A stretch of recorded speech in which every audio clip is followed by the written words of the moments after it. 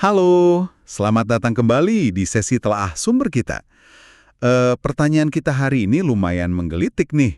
Seberapa awet sih efek dari sebuah nudge, dorongan halus itu? Apakah luntur gitu aja? Atau bisa bertahan lama? Mungkin selamanya. Pertanyaan bagus. Nah, kita bakal fokus ke satu studi kasus yang menurut saya, wah, menarik banget dari Swedia. Ini berdasarkan bab 10 buku Nudge.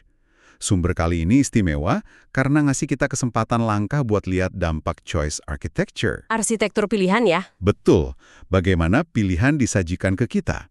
Dan ini dalam konteks program pensiun nasional mereka diamati selama, 2 dekade penuh loh. 2 dekade? Itu waktu yang panjang untuk observasi ya? Iya kan? Jadi misi kita kali ini kita coba bedah pengalaman Swedia ini. Biar paham gimana detail-detail kecil, cara pilihan disajikan, itu bisa banget ngebentuk keputusan finansial jangka panjang Anda. Dan terutama nih, apakah efek nudge awal itu beneran awet dimakan waktu? Siap kita dalami bareng. Siap. Mari kita lihat. Oke, kita mulai dari konteksnya dulu ya. Jadi tahun 2000, Swedia meluncurkan program yang cukup unik, namanya Premium Pension Plan. Premium Pension Plan, oke. Penting dicatat nih, ini bukan pengganti sistem jaminan sosial mereka yang udah bagus itu, tapi sifatnya tambahan. Oh, jadi add-on gitu ya? Iya, semacam itu. Program ini cuma menyisihkan sebagian kecil aja dari pajak jaminan sosial, sekitar 2,5% dari total 16% ke rekening pensiun individual. Basisnya defined contribution, kontribusi pasti. Betul. Dan ini relevan banget mungkin buat Anda juga yang dengerin. Banyak negara kan sekarang menghadapi tantangan demografi yang mirip. Orang hidup lebih lama. Iya, orang hidup lebih lama, angka kelahiran turun. Nah, ini bikin model pensiun tradisional yang pay as you go itu jadi berat. Yang pajak pekerja sekarang buat bayar pensiunan sekarang itu ya? Tepat. Makanya model kayak di Swedia ini, yang ada rekening individual diinvestasikan, itu makin banyak diadopsi atau setidaknya dipertimbangkan lah di mana-mana. Kayak program NES di Inggris itu contoh lainnya. Oke, jadi konteksnya jelas ya. Nah, pas merancang program baru ini, pemerintah Swedia itu menghadapi dilema. Dilema soal arsitektur pilihan. Coba deh bayangin, pas peluncuran itu ada lebih dari 400 dana investasi yang bisa dipilih. Wow, 400 lebih, banyak sekali itu. Mendingan pemerintah nentuin satu aja dana default, jadi pilihan otomatis kalau orang nggak milih apa-apa, atau mereka maksa semua orang harus aktif milih portofolio investasinya sendiri. Memaksa memilih kedengarannya sekilas bagus ya, biar orang terlibat gitu kan, bertanggung jawab. Kesannya gitu. Tapi coba kita pikir lagi dampaknya. Milih satu dari 400-an opsi investasi itu kan, rumit banget, bisa bikin pusing, apalagi buat orang awam. Betul. Terus gimana nasib orang yang mungkin lagi sakit, atau lagi tugas di luar negeri lama, atau ya ampun sekedar nggak ngerti aja gitu harus milih gimana. Apa iya mau dihukum dengan nggak dapat manfaat pensiun gara-gara nggak milih? Kayaknya terlalu keras ya. Setuju. Makanya Swedia dan penulis buku Nudge juga setuju sih sama langkah ini, akhirnya mutusin buat nggak pakai opsi paksaan itu. Nah, justru itu. Langkah mereka ini yang menurut saya menarik banget buat kita amati. Mereka ambil jalan tengah. Jadi Swedia menetapkan satu dana default namanya AP7 SOFA. Ini dirancang hati-hati sama ahli. Oke, ada defaultnya. Tapi di saat yang bersamaan, pemerintah sama industri dana investasi itu bikin kampanye gede-gedean. Kampanye buat apa tuh? Buat mendorong masyarakat jangan pasif. Justru biar aktif milih portofolio sendiri dari ratusan pilihan yang ada itu. Jadi kayak sengaja dibikin pertarungan nudge nih. Oh, menarik. Jadi kekuatan diemnya default lawan dorongan buat aktif memilih gitu ya? Persis. Nah, kira-kira mana yang menang nih pengaruhnya buat orang banyak? Hasil awalnya langsung kelihatan dan cukup telak sih. Ini sekaligus konfirmasi betapa kuatnya pilihan default itu. Gimana hasilnya? Di gempur kampanye buat milih sendiri, mayoritas besar peserta angkanya sekitar 2/3 dari semua pendaftar loh ternyata, milih buat diem aja di dana default, si AP7 SOFA itu. Wow, 2/3 ya, banyak juga. Iya, ini nunjukin betapa lengketnya pilihan default itu. Padahal ada usaha aktif dan masif buat ngajak orang pindah. Coba kita bedah lebih dalam yuk. Bedanya apa sih antara pilihan mayoritas yang pasif ini sama kelompok yang aktif memilih? Si active choosers itu. Dana default AP7 SOFA itu gimana rancangannya? Nah, AP7 SOFA ini bukan pilihan asal-asalan. Para ahli ngerancangnya dengan beberapa pertimbangan penting. Alokasi sahamnya sengaja dibikin tinggi di awal, bisa 100% malah buat yang muda. Oh ya? Iya, terus ada penyesuaian otomatis seiring usia bertambah.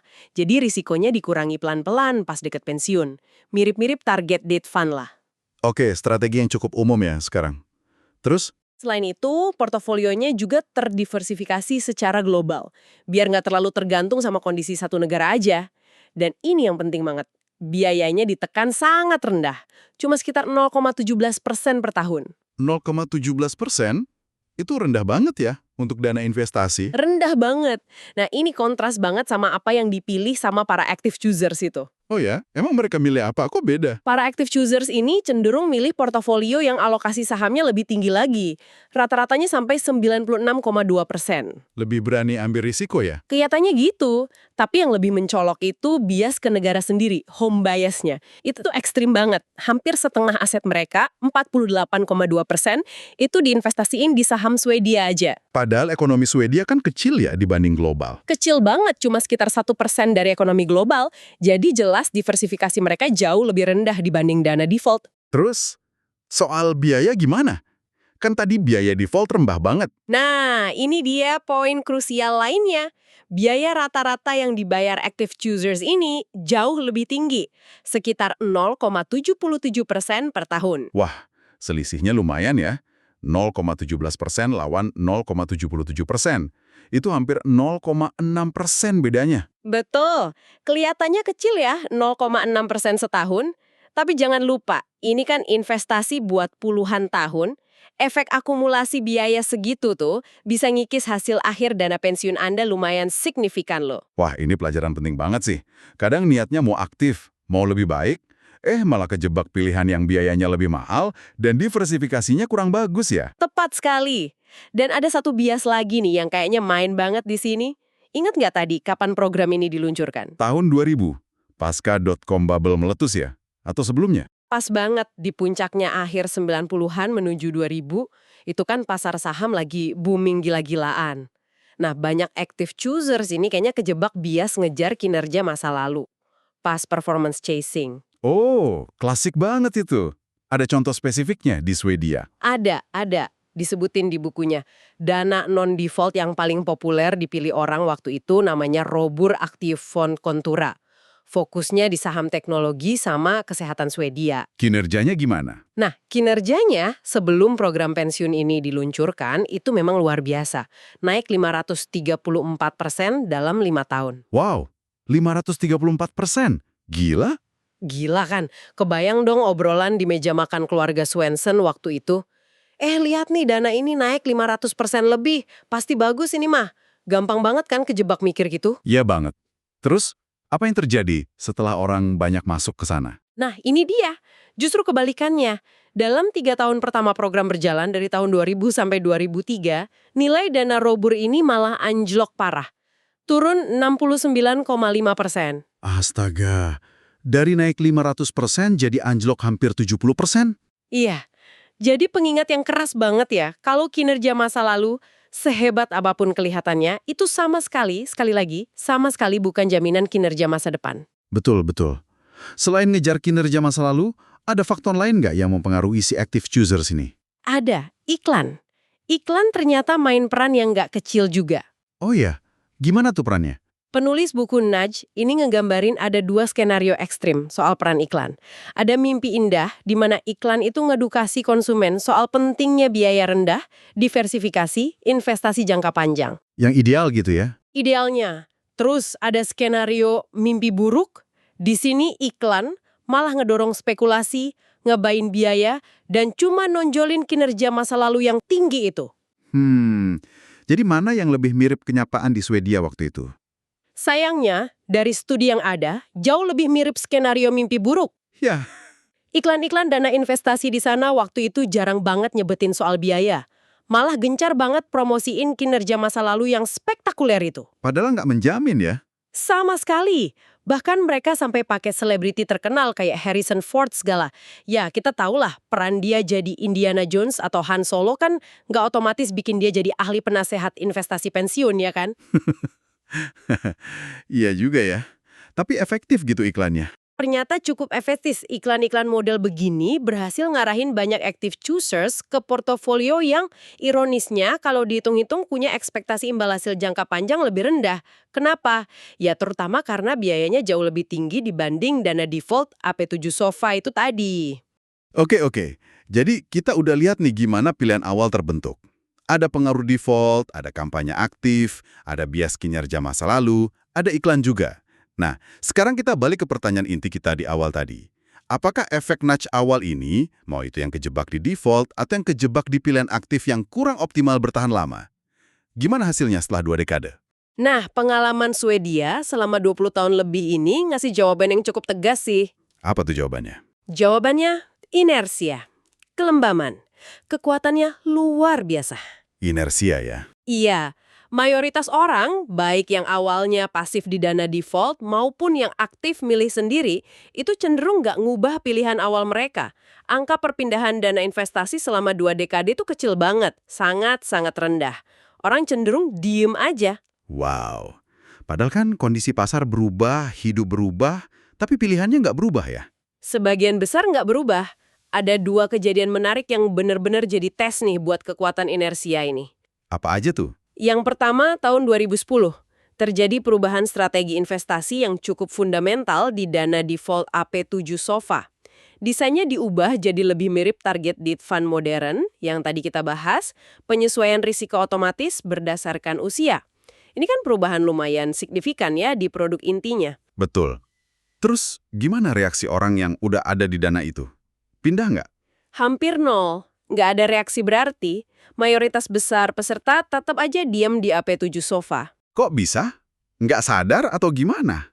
Kita nggak tahu pasti ya alasannya. Mungkin mereka nggak sadar ada perubahan, atau sadar tapi ya udahlah cuek aja, nggak ngerasa perlu ngapa-ngapain.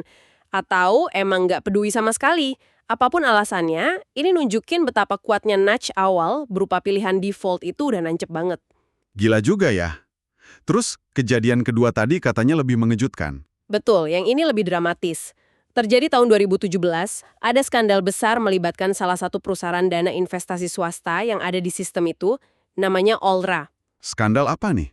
Kebongkar kalau CEO perusahaan ini pakai dana nasabah yang asalnya dari biaya investasi yang dibayar nasabah buat beli rumah paling mahal di Swedia sama helikopter pribadi. Muncul tuduhan penipuan serius banget. Wah, ini sih keterlaluan. Pasti jadi berita besar kan?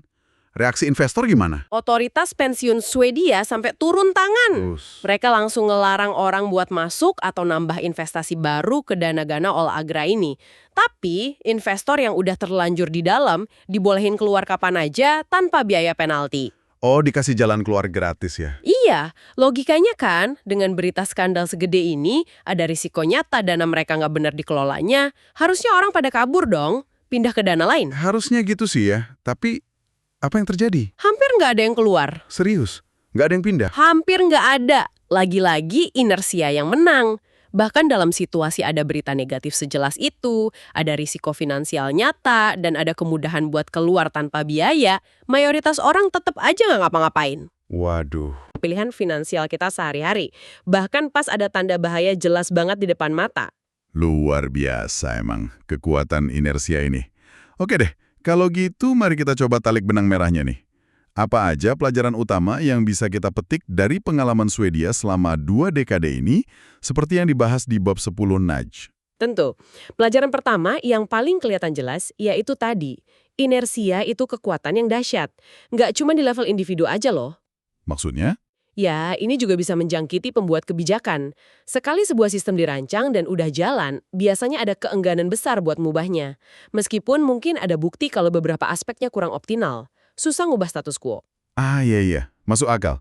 Terus yang kedua? Kedua, desain pilihan awal, terutama pilihan default, itu dampaknya jangka panjang banget dan signifikan banget. Pilihan default itu terbukti sangat lengket. Sekali orang masuk ke situ, mayoritas susah banget buat keluar atau pindah. Oke, terus gimana soal dorongan buat aktif memilih tadi? Nah, itu pelajaran ketiga. Mendorong pilihan aktif dalam situasi yang kompleks banget kayak milih dari ratusan dana investasi ini ternyata bisa beresiko. Risikonya apa? Alih-alih hasilnya pilihan yang lebih bagus dan terinformasi, malah bisa ngejerumusin banyak orang ke pilihan yang kurang optimal. Contohnya ya para active choosers di Swedia tadi, kena biaya lebih tinggi, diversifikasi lebih jelek, kejebak ngejar kinerja masa lalu pula. Jadi, interaksi antar nudge itu penting juga ya? Penting banget. Itu pelajaran keempat. Kita perlu mikirin gimana berbagai nudge itu bisa berinteraksi atau malah saling tabrakan. Di kasus Swedia ini kan jelas banget pertarungan antara nudge si default lawan nudge kampanye pilih sendiri. Dan hasilnya? Hasilnya jelas. Dalam jangka panjang, kekuatan default yang didukung inersia itu kayaknya menang telak. Jadi, kalau kita balik ke pertanyaan di judul bab dan di awal diskusi kita, apakah nudge bertahan selamanya? Sumber kita, bab 10 nudge ini, emang nggak ngasih jawaban absolut ya atau tidak sih. Kata selamanya itu kan kuat banget ya maknanya. Iya juga. Tapi pengalaman lebih dari 20 tahun di Swedia ini nunjukin persistensi. Keawetan efek nudge awal itu sangat-sangat kuat. Mungkin nggak bener-bener abadi ya, tapi jelas bertahannya itu lama banget. Seberapa lama? Ya, efeknya itu bisa melintasi perubahan kondisi pasar saham yang drastis, perubahan strategi internal dana defaultnya sendiri, bahkan guncangan gara-gara skandal besar kayak kasus Alra tadi. Tetap aja efek awalnya bertahan buat mayoritas orang. Oke, jadi kesimpulannya kuat banget ya soal keawetan nudge ini, paling tidak dalam konteks ini. Lantas, apa artinya semua ini buat Anda yang dengerin? Pengalaman Swedia ini jadi studi kasus yang kuat banget sih buat nunjukin betapa detail-detail kecil dalam cara pilihan disajikan ke kita. Kayak defaultnya apa, jumlah opsinya berapa. Betul, gimana informasi dikomunikasikan atau malah nggak dikomunikasikan, itu semua bisa punya konsekuensi besar buat kesejahteraan finansial jangka panjang Anda. Dan seringnya, dampak ini terjadi di bawah radar kesadaran kita. Kenapa? Ya karena kita mungkin tertidur sama kekuatan inersia yang tadi kita bahas panjang lebar. Jadi, nggak sadar kalau pilihan kita itu sebenarnya dipengaruhi hal-hal sepele tapi dampaknya besar ya. Iya. Nah ini tentu aja mancing satu pertanyaan penting buat kita renungin bareng-bareng. Mengingat betapa kuatnya inersia dan betapa lengketnya pilihan default, gimana caranya kita bisa lebih kritis nih ngevaluasi pilihan-pilihan default yang disiapin buat kita? Entah itu dari pemerintah, Iya, dari pemerintah dalam program publik, atau dari perusahaan tempat kita kerja, atau bahkan dari aplikasi dan platform digital yang kita pakai tiap hari. Kita perlu tanya, apakah pilihan default ini beneran dirancang demi kepentingan terbaik kita? pertanyaan bagus tuh. Dan di sisi lain, kapan ya waktu yang tepat buat kita secara sadar bangunin diri dari inersia itu? Maksudnya? Ya, kapan kita perlu ngelawan kemalasan alami kita buat berhenti sejenak, ngevaluasi lagi pilihan-pilihan kita mau itu finansial atau non-finansial yang mungkin udah lama banget kita jalanin gitu aja tanpa pernah dipertanyakan lagi. Pertanyaan reflektif yang pas banget ya buat menutup telaah kita kali ini. Nggak mudah memang melawan inersia itu. Betul. Terima kasih banyak sudah menyimak pembahasan mendalam kita yang fokus pada pelajaran dari bab 10 nudge tentang pengalaman Swedia ini. Semoga memberi Anda perspektif baru ya tentang kekuatan desain pilihan dan juga inersia dalam hidup kita sehari-hari. Sampai jumpa di eksplorasi berikutnya.